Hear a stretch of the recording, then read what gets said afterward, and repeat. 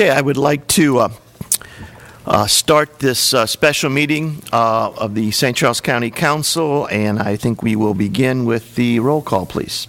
Councilmember Joe Condon.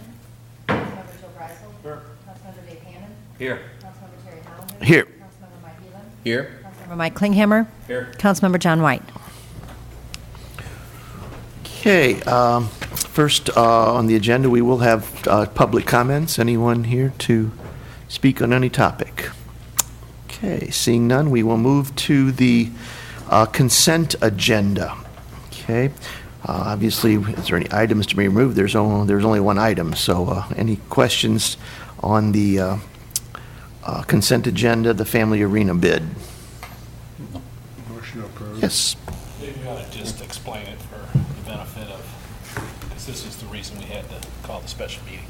Sure. And they didn't ask because I've talked to everybody except I know. Yeah, we've covered it. Yeah, I know they all know, but maybe the rest of the world should But, know. so the family arena lobby and the bathrooms, as you come in the main floor, has had increasing problems with tiles that are failing.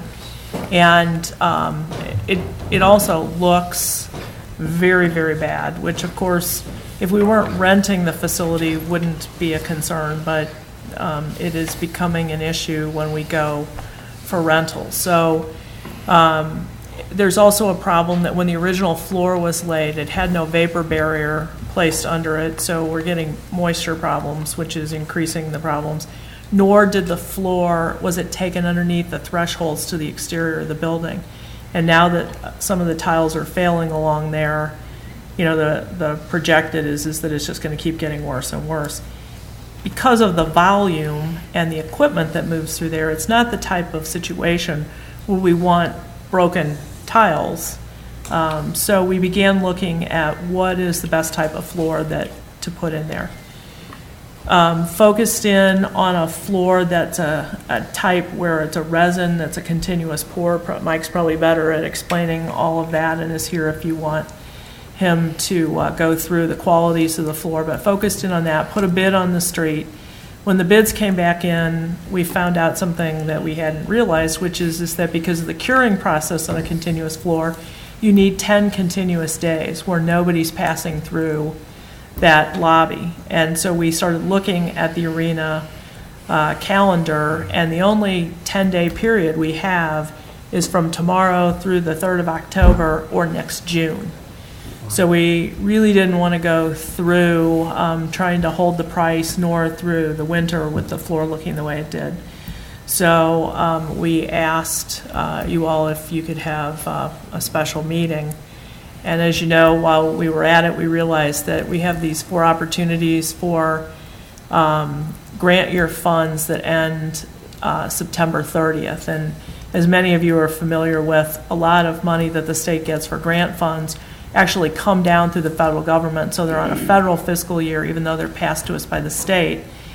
The state still has to abide by what they call the grant year, which ends at the end of the federal fiscal year. So we have to sign for them and reach contract agreement with them before next Monday at midnight, or we lose the opportunity at the fund. So we have the planning funds made available for the water needs out at the airport, for the hangars, for a grant that we didn't think we were going to be able to get anymore, for the mandatory exercises and emergency management. And the last one just evaded my brain. Do you remember, Jennifer, what the third one was? Health Department? Health Department, yes.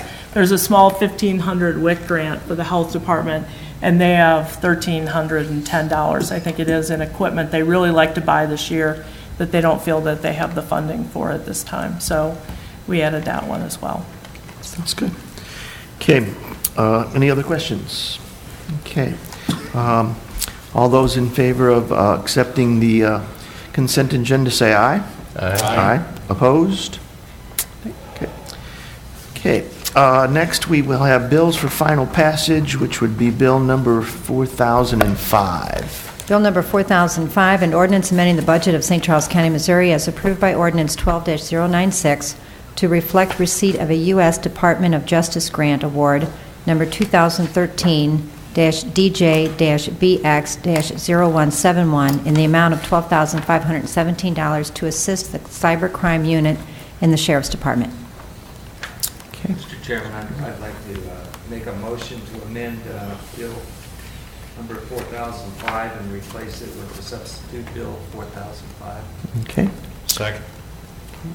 All those in favor, or do we need a roll call vote? All in favor? All of those in favor say aye. Aye. Opposed? Okay. Substitute bill number 4005 now. And then you ready for the final? Yeah, no, question and comments, I guess, is for bill 4005. Okay. Okay. Substitute Bill Number 4005, an ordinance accepting, one, a grant from the Missouri State Emergency Management Agency, SEMA, in the amount of $78,635.28 to assist the Emergency Management Division.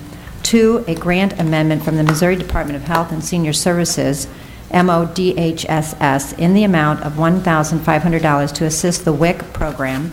And three, a grant from the Missouri Highways and Transportation Commission, MHTC, in the amount of $55,100 to assist in making improvements to the SMART Airport, and further amending Ordinance 12-096, the budget of St. Charles County, Missouri, to reflect receipt of both a grant from the U.S. Department of Justice, DOJ, in the amount of $12,517 to assist the cybercrime unit, and the MHTC grant for improvements at Smart Field.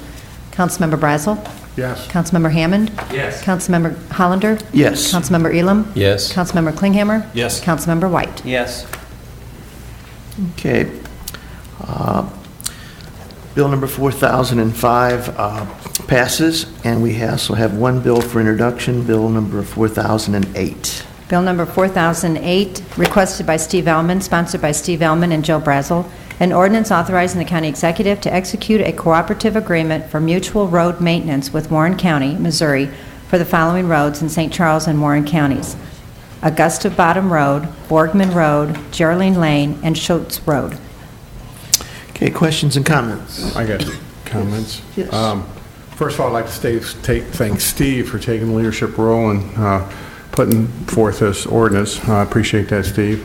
Steve and I went to as you all know, went to the Augusta Bottom Road meeting. Had quite a crowd there, probably had 100, 150 people there. And so this road is vital to St. Charles, southwest St. Charles County. A lot of people use it. As you know, it's been in existence since 1870 something or something like that. Yes. Yeah, it's like the roads, it's not like it just came about. It's been around for 100 and something years. And this debate's been going on for since the 93 flood, basically. I got a question. Craig, are you the one that picked these roads out, these 4 or 5 roads? As far as Borgman Road, or as Geraldine Road, how many people live in St. Charles County on that road? Do you know if anybody? I don't know off the top of my head. We did a count, but I don't remember what.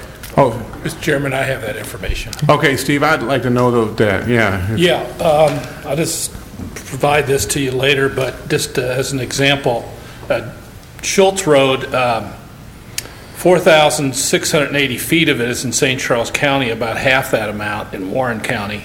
It serves 8 St. Charles County residents, but 16 Warren County residents.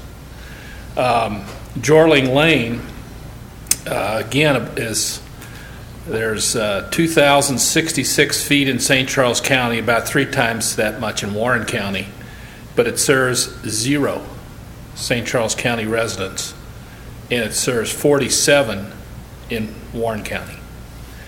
The most obvious, or the most extreme example is Borgman Road. It's entirely in St. Charles County. None of it's in Warren County at all.